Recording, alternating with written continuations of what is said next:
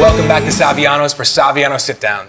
Today, we're with Damon the Leech Jackson, a professional MMA fighter who fought for UFC, Bellator, and the LFA, who's currently the featherweight champion in the LFA. He's got a fight coming up in May, and we're proud to get to feature him and who he is and his story here in Dallas-Fort Worth. So Damon, tell me right off the bat, man, why do they call you the Leech? It's actually something based off my wrestling. That's my background's wrestling. So in MMA, a lot of people have a background in something, some martial art, and wrestling's mine. And it was something that all my friends gave me in college. It was something that they kind of passed around because I would hold people down, and it was really hard for people to get me off their back. So it was something that one of my friends was like, "You're like a leech," and then I started fighting amateur fights, and then that's whenever it kind of came out, and I was like, "Oh, I'll do the Leech." But when I first started, it was actually a Cadillac, so it was Damon Cadillac Jackson, and I thought it was just sounded more flashy. So I love it. But the Leech is definitely my nickname. It's been my nickname for like 12, 13 years now, and it's just kind of stuck with me. So cool. Yep. So you said you started fighting when you were in 7th grade.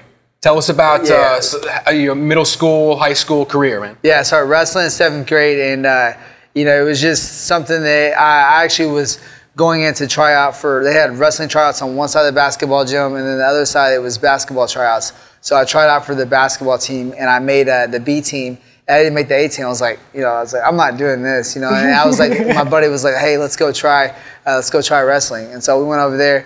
And there was this kid that was in 8th grade, and I was in 7th grade. He had wrestled, a year before me, just 1 year. And he shot in on me, and I sprawled. And I didn't even know what I was doing, which is a technique to stop someone from taking you down.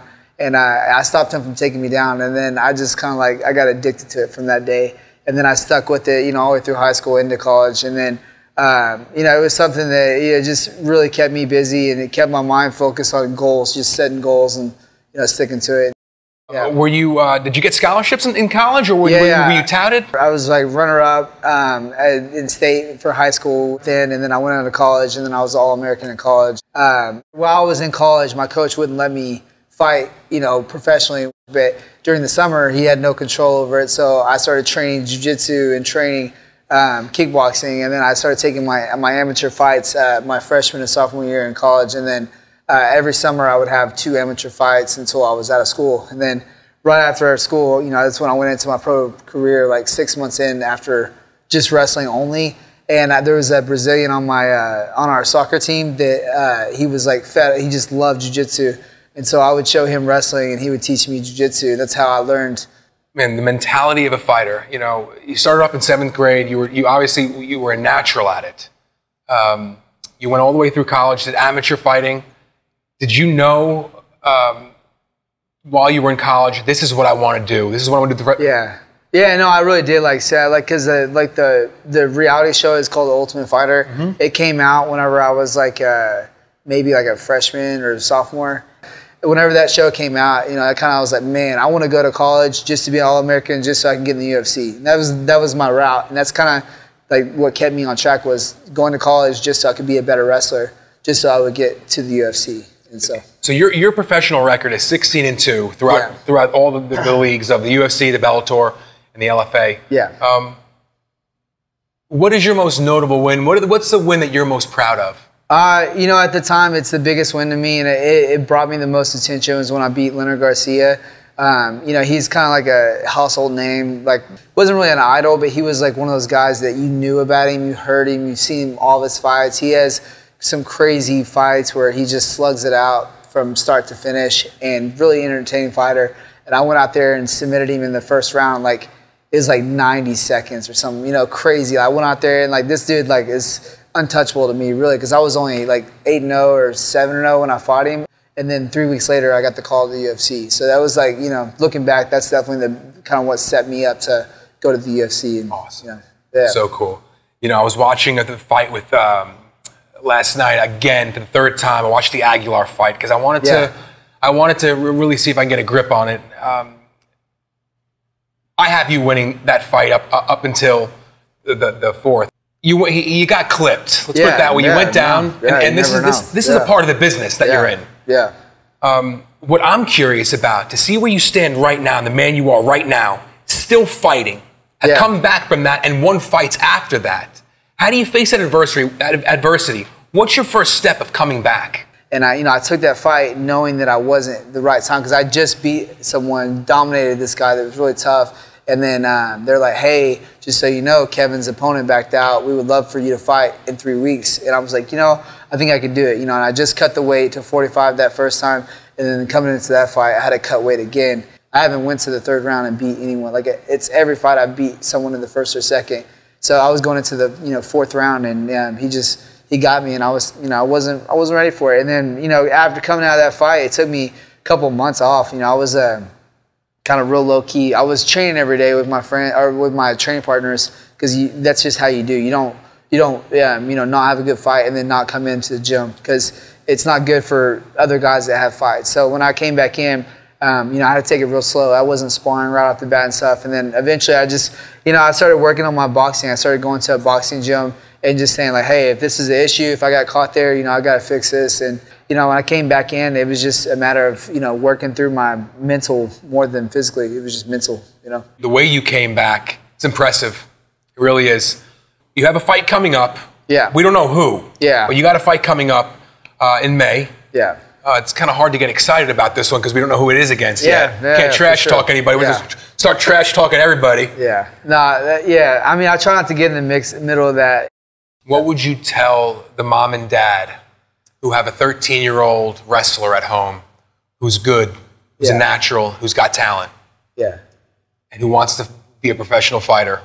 What advice would you give those parents? I don't give the parents advice. I give the kids advice. Like, do you understand that if you want to be a fighter, how many years and years and years it takes to learn all the different techniques? So if you have a kid that's willing to put the work in, then I would never push them away from fighting. If you want the fame and all that stuff, there's easier ways to do it. So if a kid's out there and they're wanting to go to wrestling and they're wanting to go learn jiu-jitsu and they're wanting to go learn karate and whatever, all the different styles, if they want to learn that stuff, then let them do it. Because if you don't let them do it, they're going to be mad at you for it for the rest of their life, and you're going to regret it, at some point, because it's going to fire back. And I think keeping a kid busy in martial arts is about as good as it gets. What would you say the main thing you've learned in your life from martial arts? I think a lot of it is just having the control. It's just that one-on-one combat. I was never really a team sport person. Like, I used to love playing baseball, but I only wanted to pitch because I knew that if something bad happened, it was on me. And it's not like, I hated relying on people to hit the ball in the perfect spot or lay down a good bunt or something like that. I never really loved team sports as much as I loved wrestling. And then once I started wrestling, I just, I got addicted to that, one-on-one kind of, the matchups. Track was great, cross country was great, all that stuff was great to me because I didn't rely on anyone else. I just knew I knew what I wanted, and I didn't want someone else holding me back, so I knew I would just, do my thing. What does the next 5 years look like for you? There's definitely time frames to every sport. With fighting, it's if I'm going out in each fight and I'm performing well, and I go out there and I can, I can work through a situation. I will never, if you look back at all my fights, I don't take damage. I go out and I try to really put effort in. Even if it stays on the feet, I don't want to sit there and trade back and forth. I want to get the fight to the ground because I know I'm not going to take damage there. I know that I can control most people there. So, the next 5 years to me is if I'm healthy, I want to fight till, I'm in my 40s or, if I can, hell yeah, I want to go all the way through as far as I can. Because I know that at some point you're really going to be you can't do it. GSP, he's one of the biggest reasons that I started training the way that I train for wrestling, for MMA, for everything that I did. I started training differently because of watching the way he was so disciplined, the way he would train. He just said something the other day about having the discipline enough to know when it's your time. When you don't need to be taking any more shots.